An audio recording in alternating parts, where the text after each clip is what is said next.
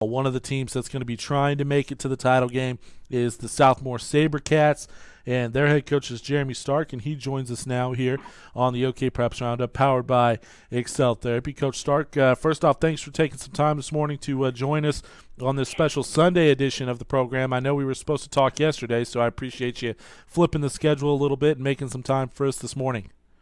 Well, thank you for having me. I appreciate it. Now let's talk about this team as far as talent-wise. A lot of people think that Southmoore has what it takes to win the state championship. I mentioned a couple of times already. It's been 20 years since anybody else besides Jinx and Union have won the 6A or 6A Division I state title. What is different about this year's team compared to last year's team? Obviously, you have a lot of those guys back. You have to replace a couple of them. But what's different about this year's Southmoore team compared to the one that you brought into the 2015 season? Last year's team was coming off a 4-7 record, and there was a lot of unknowns about that group heading into 2015 season. So I think early on we caught a few teams by surprise, and then people really didn't know what to expect from us. But going into this year, people know what we have, people know what we're capable of. So I think going into this year, we've talked to our kids about it in the off season and spring ball and fall camp about having a target on our back. People are going to be ready for us every time we come to play. So our guys got to be prepared to get everybody's best shot each week.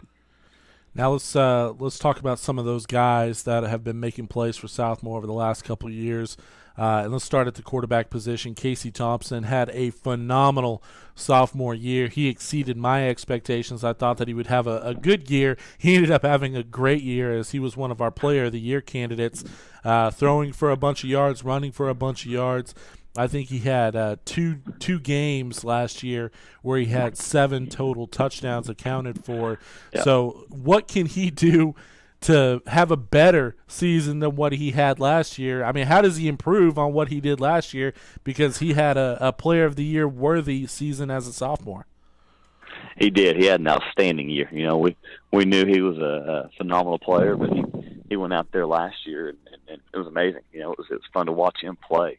And, that's tough to top what he did last year, So he has worked very hard this off season, and he's only, going to be a junior, but he's a great leader on our team as well. Even as freshman year, guys in that team look to him. And so, as far as improving off last year, one thing we'd love to see him do, especially our quarterback, is just, bring those other guys up around him, show those guys how things are supposed to be done, how you're supposed to work in the weight room and at practice and off the field and all those type of things. So, so far this spring and fall, he's had a phenomenal camp. He's one of the hardest working kids around.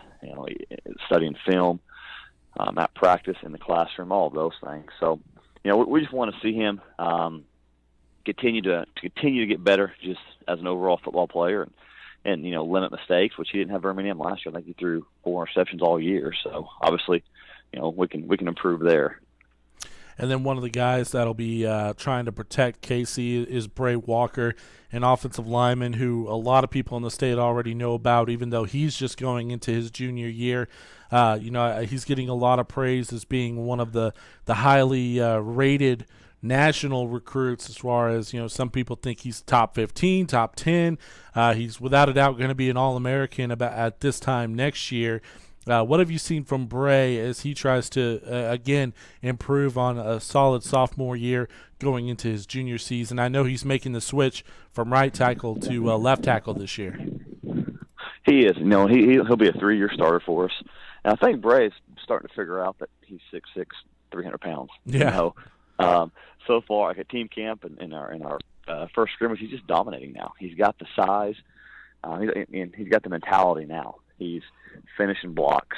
He's getting pancake blocks and just getting a little bit nasty. He's understanding how big, how strong he is too. His strength's starting to catch up with him as well. So he's really starting to just become a dominant blocker on that left side of the offensive line for us. A couple of guys who played a little bit of both offense and defense is Quindon Lewis and Javarius Owens. Coincidentally, both of those guys also committed to the University of Memphis. What do they bring to this team, both offensively and defense? I know that Quindon had a great year as a wide receiver as well last year.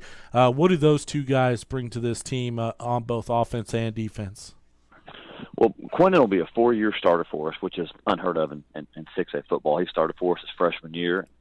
So he's got a ton of experience. He's been through the fire. He's seen it all. He's seen every route concept people can throw at him. He's seen every coverage. So he's got a ton of experience, which helps those guys out around him. And Javarius as well. Javarius started, I think, 2 games his freshman year for us. So both of those guys have a ton of knowledge, ton of experience, which helps a ton in high school football, having guys that have been there and been through the fire and know not to panic if we get down or a big play and those type of things. So their leadership ability has been great, having those guys. And it's crazy having guys start for you for 4 years. And we got 2 of them back there, and we'll have 2 more next year. But, both those guys are long, wide receivers.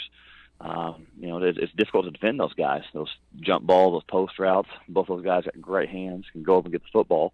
And on the flip side, on defense, we've got 2 6-foot corners in Quindon and Keon Williams, both of those guys. So yeah, it's nice, as a defensive coach, being able to call defense when you've got 2 corners out there who can take those receivers away. And then Javarius on defense, he plays kind of a hybrid guy for us, an outside linebacker or a strong safety, and we can do a lot of different things with him. Just with his size and athletic ability, we can send him off the edge on a stunt. We can make him play defensive end or drop him back into coverage and play man-to-man. So it makes us very versatile having guys like that on the field. Coach, we'll get you out of here on this. Southmoore obviously has high expectations going into this year. We have you ranked number 2 in our preseason rankings, and Union number 1. And obviously, everybody's looking to that big district matchup. This year, you get Union at home. So instead of asking you about what's it going to take for Southmoore to win the state championship, what's it going to take for Southmoore to win the district title, and then worry about the bigger picture as you head into the playoffs in November? Because obviously, all signs point towards a Union Southmoore clash in October. And like I mentioned, luckily you guys get them at home this year. What's it going to take for Southmoore to break through and win the district? Union's they're a talented team. Coach Frederick does a great job with those guys. And they got a lot of guys coming back. They're kind of in the same situation.